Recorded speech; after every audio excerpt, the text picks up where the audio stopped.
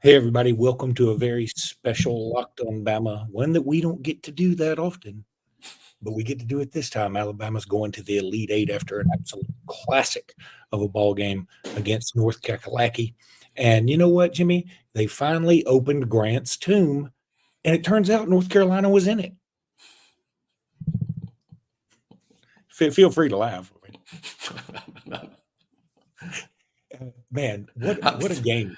I'm in shock at the game. I'm in shock at your joke. I'm still sort of numb. I'm still sort of numb, frankly. I mean, I haven't fully. It's kind of like one of those delayed. Like, did that just happen? Because Alabama was in it the whole game. They were even in it in the first half. They were down 10 and still in it. I felt even down 10, down 8 at the half. I was like, they're playing well. They're playing even giving up all those points they gave up in the first half. I didn't really feel like Alabama was playing horribly defensively. Carolina was just kind of unconscious hitting shots. And then, of course, it cooled down because they couldn't be that hot the whole game. And, man, Grant Nelson. Just Mark Sears had won the games all year long. Tonight, Grant Nelson won the game. Just a heroic performance.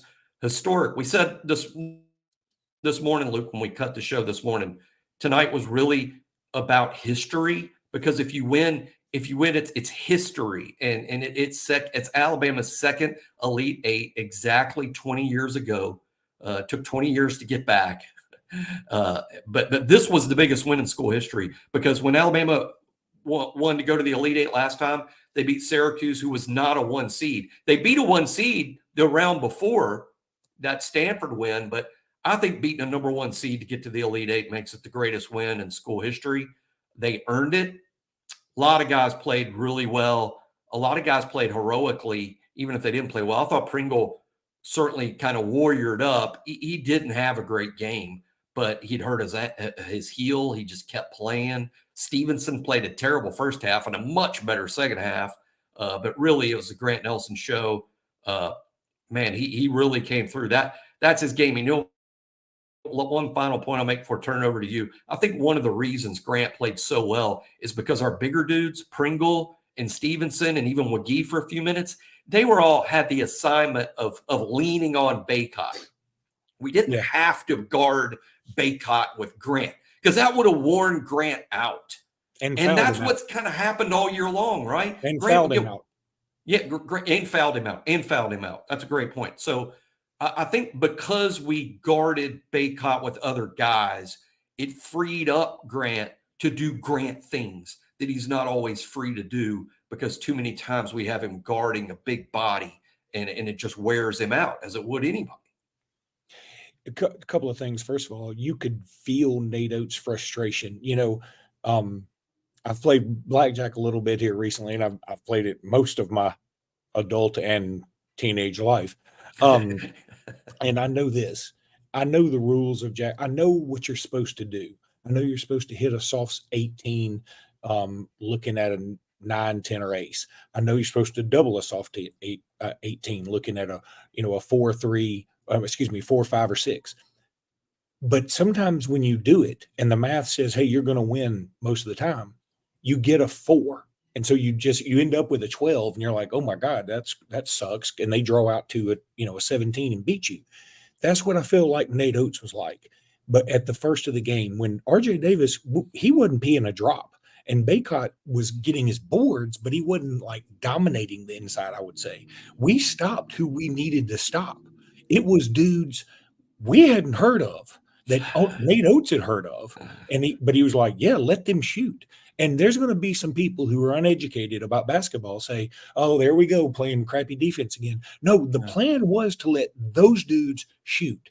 They ended up just hitting some at the very beginning, and they were just hot as firecrackers at the very beginning. And, we were on a big text chain, and I said at halftime, I said, this can't go on. They just aren't this good. And then that Cadeau kid, I think he hit a 3 after this, but I think he really started to lose his mojo. He missed a bunny layup on a great pass from Baycott, and he hit a three after that, but then he had an air ball a little bit later, and then he just disappeared. Sears I know mowed him over. Sears mowed him over on a screen, which was twice. fun. No, well, Which was Sears fun. mowed over somebody else the other time. It was Oh, RJ okay. Davis the other time. You're right. So, but yeah, he mowed him over that. And you know what? I thought he was very astute of the broadcasting team to point out, hey, Sears was sending a message. Yeah. And I just, man, I couldn't be more excited.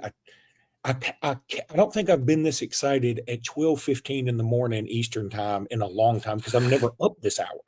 So it's pretty That's crazy true. that we did this without Reitzel. And prayer emoji that Reitzel will be back against Clemson. And I mean, isn't it kind of weird that Alabama and Clemson play again in another sport for essentially the right at a championship? Neither team has ever been to a Final Four. Both teams have only been to two Elite Eights, and it's been a long time since both teams have been to their respective Elite Eights. So it's going to be a whale of a game. But man, we need to soak this one up, Jimmy. Yeah. This is what a monster step to get this bugaboo off your back for this Yeah. program. History again. History.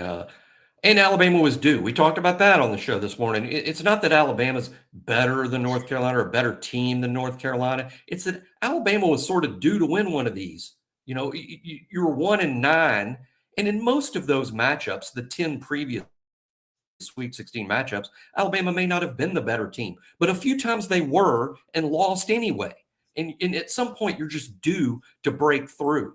And wow, I mean, to beat this North Carolina team, so veteran, which is so rare in college basketball these days, two graduate seniors in that lineup for North Carolina, and Ryan and Baycott, and then another senior in RJ Davis, and a junior in Ingram, who, by the way, was fantastic. That guy's a heck of a player, Ingram. And then the freshman had probably one of his best halves of the year in the first half, sort of came back to earth in the second half, as Luke just said. A veteran North Carolina team. And boy, Alabama just stared them down, refused to lose. And Sears was great. Rylan Griffin was great. Aaron Estrada was great. But Grant Nelson was greatest. Nice contributions off the bench, too. Not always scoring, but in terms of keeping up the energy and playing well and playing hard. Sam Walters, Diabate, Jaron Stevenson, again, had a rough first half, but he gave us some pretty good minutes in the second half. And So let's also, great team win. Jimmy, here's the other thing. This isn't this so symbolic of like Nate Oates and his coaching. A couple of things. If you want to look on the micro sense for this game, Alabama just kept doing their thing. They kept running. It's like, mass hysteria and chaos at times. I mean, it's just running, running, running, running. And by the end of the thing, Baycott, who probably is I hate to say he's probably the best player on the floor because Sears or Grant both played pretty good, but he's the best player North Carolina's got. I think he missed a wide open two-handed dunk under the goal. I think his legs were done. I was just about to say, I think we wore him out. And I think we wore him out. And then on the macro sense, this team, yeah, it had its lulls in the middle of the year. We went on a losing streak. We played a lot of teams and got beat by all of them that are really good.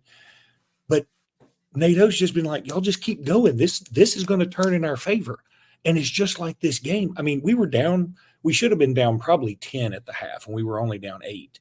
And it just all of a sudden, next thing you know, they're tired, we're not. And I feel like it's going to be the same thing come Saturday. Now, Clemson's playing really well. And that PJ Hall dude is a force. And we're going to need to do our thing again. But who's to say we can't? And oh man, if we make the Final Four, Jimmy, what will Locked On Bama do? We'll have a Final Four giveaway, patent pending. Not probably. We're going to have Final to. Four that you're going to. I am going to it. I'm not having a giveaway. You've been holding Final Four tickets this whole time. Quite the soothsayer. I mean, what's that emoji with that guy tapping his forehead? That was me this whole time. Yeah, the future matchups are fun, but to me, for this night and all the way into tomorrow morning, to me, it's just going to be about this North Carolina win. Again, I'm insist the NCAA tournament means everything. We've talked about that even in the offseason and your season is defined by what happens in the postseason. And with that in mind, this was the biggest win in the history of Alabama basketball. Only the second time advancing the Elite Eight, but this time had to beat a number 1 seed to do it. You're an underdog. You're not only an underdog, Luke. Alabama was an underdog when we thought Reitzel might be playing. So Reitzel's not playing, and you're an underdog anyway. Alabama only had 9 players that weren't walk-ons. 9. Because you start out with 12. Parker's redshirt, and that's 11. Cosby and Reitzel are out. So that's 9. You only had 9 players. The 9th guy being Wagee, who probably didn't play but about 5 or 6 minutes. So really just an unbelievable effort by the small band of Alabama players we have left. But boy, Grant Nelson, Rylan Griffin. Rylan Green, by the way. And even Rylan Green played well, according to one of the broadcasters. He said that twice. We had to add some. We only had 9 guys. We had to add somebody. It was Reitzel with a fake mustache. It's trade deadline. My wife, who was so excited, my wife was fired up about this game the whole time through, declared as Grant Nelson won the game that now I have to grow a mustache. By the way, I want to thank everybody for jumping in the chat, and please do subscribe to the podcast. We're like 4 away from 10,000. I don't know if they send us a plaque or a ribbon or, assorted nuts or something. They got to do something if we do that. But I want to thank some of these in particular. Thundar the Barbarian. Man, what a great old cartoon that was! Just unbelievable. And also, I saw one here that I have to ask. This is from a guy named, his name on YouTube is "This is our Philippines." Are you doing this from the Philippines? If so, man, props to you, brother. I appreciate it.